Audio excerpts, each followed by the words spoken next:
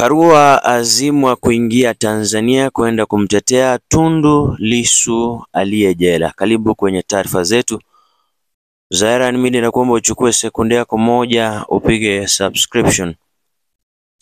Kiongozi wa chama cha PLP aliye pia wakili mwenye uzoefu mkubwa Martha Karua amezuiwa kuingia Tanzania ambako alikuwa anaenda kumtetea kiongozi wa Chadema Tundu Lissu aliye korokoroni.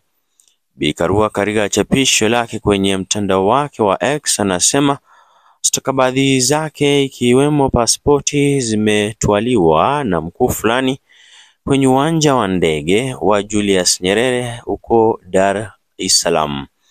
Amesema bado hajapewa sababu kamili ya kuzuiwa kwake. Habari kamili ni kadri tunavyozidi kuzipokea. Mtazamaji wangu, unaweza toa maoni yako hapo kwenye comment section kuhusiana na kuzuiliwa huku kwa Martha Karua. Kumbuka alikuwa ameandamana na watu wengine, marafiki wengine kama Lynn Ngugi ambaye ni YouTuber maarufu. Ndizo taarifa za hivi sasa, natarajia taarifa zingine zaidi.